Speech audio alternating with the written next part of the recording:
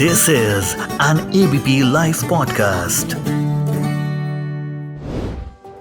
Income tax department की तरफ से अपने बैंक खाते फ्रीज करने के मामले में कांग्रेस पार्टी ने गुरुवार को सुप्रीम कोर्ट में याचिका लगाई है।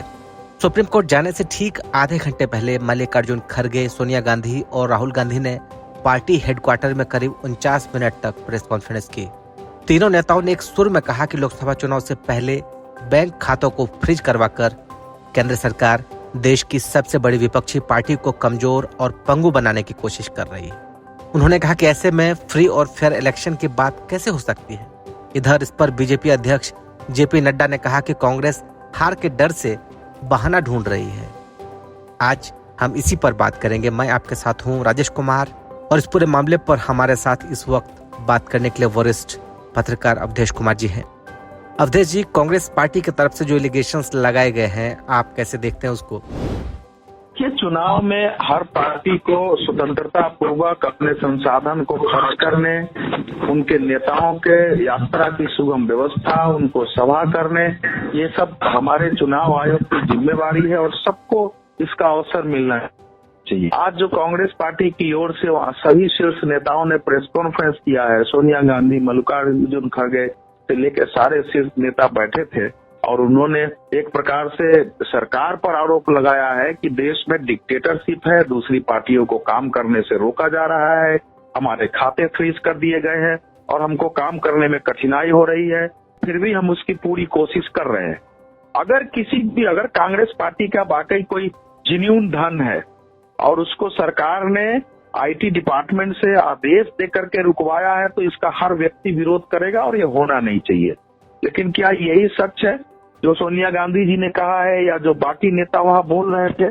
अगर यही सच होता, सोनिया जी ने यही कहा है ना कि 285 करोड़ रुपए का हम इस्तेमाल नहीं कर पा रहे हैं क्योंकि हमारा खाता फ्रीज कर दिया गया है।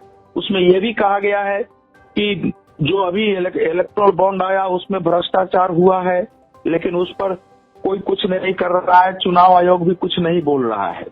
ये भी आरोप लगाया गया है। ऐसे कई आरोप उसमें आए हैं जिसको सुनने के बाद ऐसा लगता है कि कांग्रेस पार्टी अपनी कठिनाइयों पर बात तो कर रही है, लेकिन उसका निशाना और उसका लक्ष्य कठिनाई से दूर करने और जो समस्या है उसका समाधान करने से ज्यादा तो सरकार को आरोपित करना है कि सरकार उनको चुनाव लड़ने से रोक रही है। यानी अगर लोकसभा चुनाव का परिणाम कांग्रेस के हक में ज्यादा नहीं आया, उसकी स्थिति अच्छी नहीं हुई, तो उसकी एक आधार भूमि पहले से बनी रहेगी। जैसे राहुल गांधी ने स्टेटमेंट दिया है कि कांग्रेस पार्टी के बैंक अकाउंट फ्रीज कर दिए गए, किसी कोर्ट ने, चुनाव आयोग ने चू तक नहीं की, किसी ने कुछ नहीं कहा। हमें देश के 20% लोगों ने वोट दिया, हम उनका प्रतिनिधित्व करते हैं। कांग्रेस के बैंक खाते नहीं, देश के लोकतंत्र को फ्रीज किया गया है।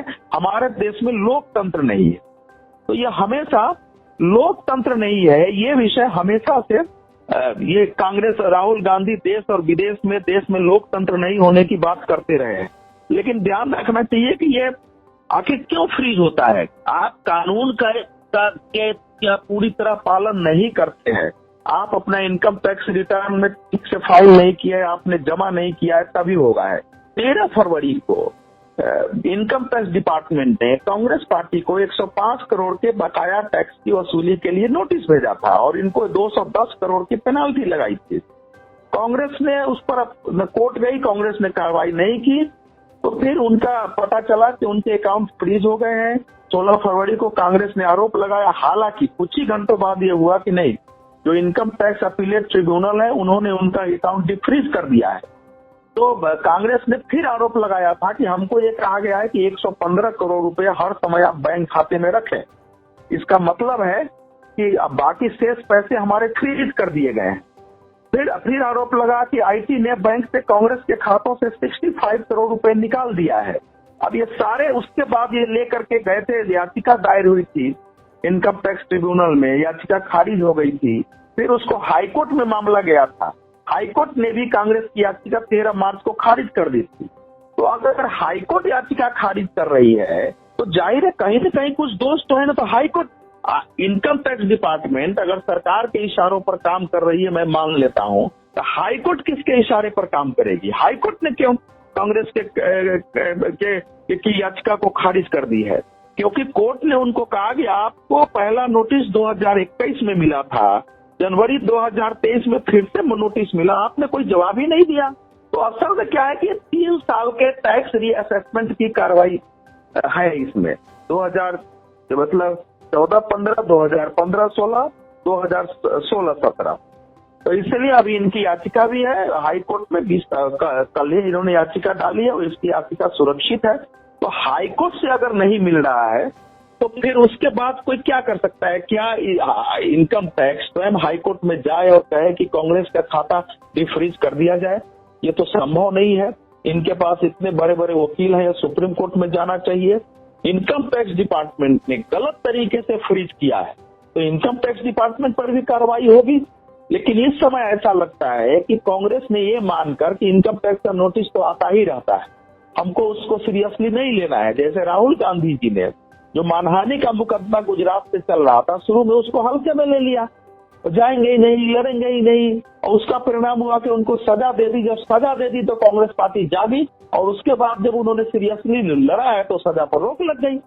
तो मुझे लगता है कि इस केस में दोष कांग्रेस पार्टी का है।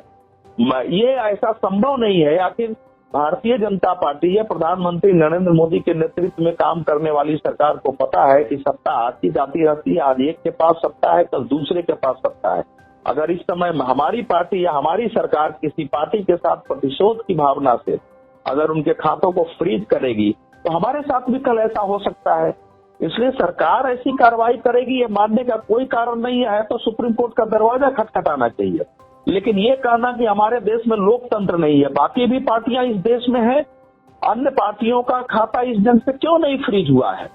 कांग्रेस से ज्यादा पैसे तृणमूल कांग्रेस के खातों में बताया जा रहा है, टीआरएस के खातों में बताया जा रहा है। उनके तो खाते फ्रीज नहीं हुए हैं। वो भी पश्चिम बंगाल में भारतीय जनता पार्टी की मुख्य लड़ाई किससे है? तृणमूल कांग्रेस से है। तेलंगाना में लड़ाई कांग्रेस के साथ बीआरएस से है। और जहां तक इलेक्टोरल बॉन्ड का सवाल है, इलेक्टोरल बॉन्ड को सभी कुछ विपक्षी पार्टियां बड़ा मुद्दा बनाने की कोशिश कर रही है कि इसमें भ्रष्टाचार हुआ है। मैं किसी को कोई सर्टिफिकेट नहीं दे सकता हूं कि कोई भी कॉर्पोरेट जो चंदा देता है वो सरकार से या केंद्र हो या राज्य से कोई लाभ लेने की कोशिश नहीं किया होगा, लेकिन वो एक सिस्टम था जिसमें सभी पार्टियों को चंदा मिला है, कांग्रेस को भी चंदा मिल रहा है। तो कांग्रेस को तो ये सोचने की आवश्यकता है कि देश के उद्योगपति, व्यापारी या चंदा देने वाले कांग्रेस से ज्यादा पैसा तृणमूल कांग्रेस को, बीआरएस को क्यों देते हैं? उसी की सहयोगी पार्टी द्रव्य को उसके आसपास का चंदा क्यों मिलता है? क्या कांग्रेस पर से हमारे देश के कारोबारियों का, उद्योगपतियों का, चंदा देने वालों का विश्वास उठ रहा है? तो कांग्रेस के लिए आत्ममंथन की जरूरत है। हर विषय का, हर बात के लिए नरेंद्र मोदी को, सरकार को जिम्मेवार ठहराने से कांग्रेस का उत्थान नहीं होना है। कांग्रेस को यह सोचने की आवश्यकता है कि आज उसकी नौबत क्यों आ गई है कि उसके पास बैंक के अकाउंट फ्रीज हो रहे हैं, कोर्ट उसकी याचिका को खारिज कर दे रहा है, उसके पास चुनाव लड़ने के लिए पैसे नहीं है, और जिस इलेक्टोरल बॉन्ड से पार्टियों को पैसे आए थे उसमें उसकी राष्ट्रीय पार्टी से ज्यादा एक राज्य में चुनाव, एक राज्य में सत्ता में कायम पार्टी को चंदा मिल रहा है, इनकी भी राज्यों में सत्ता में थी। तो कांग्रेस को लेकर यह धारणा क्यों बनी हुई है? कांग्रेस को यह सोचना चाहिए। मेरे जैसे लोग चाहते हैं कि एक राष्ट्रीय स्तर पर कांग्रेस पार्टी है, कांग्रेस पार्टी सशक्त और जीवित रहे, ताकि देश में भारतीय जनता पार्टी के साथ एक सशक्त और समानांतर विपक्ष हो, वो पॉजिटिव राजनीति करे। वो निगेटिव राजनीति में लगती है, वो ऐसे इशू उठाती है जो सरकार के साथ कई बार देश के विरुद्ध चला जाता है। अब राहुल गांधी हिंदू धर्म को लेकर ऐसी बातें बोल जाते हैं जो उनके विरुद्ध चला जाता है। तो कांग्रेस के लिए आत्ममंथन का अवसर है, और देश में जो लोग भी लोकतंत्र चाहते हैं, जिनकी चंदा देने की कुछ हैसियत है, मैं तो अपील करूंगा कि वाकई कांग्रेस पार्टी की स्थिति खराब है तो लोग उसको चंदा दें और उसको ऐसी स्थिति में लाए कि वो चुनाव लड़ सके। उनके नेताओं की भी इसमें भूमिका है, बड़े बड़े संपर्क है। ऐसी स्थिति नहीं हो सकती है कि कांग्रेस पार्टी ठीक से चुनाव लड़ना चाहे तो उसको वाकई पैसे की इतनी कमी हो जाएगी। जाहिर है इसको एक बड़ा इशू बनाने की कोशिश हुई है, लेकिन देश में मुख्य सवाल यही उठता है कि आखिर हाई कोर्ट ने याचिका क्यों खारिज कर दी है। एबीपी लाइव पॉडकास्ट के साथ बातचीत करने के लिए अवधेश कुमार जी बहुत शुक्रिया आपका। धन्यवाद। This is an ABP Life podcast.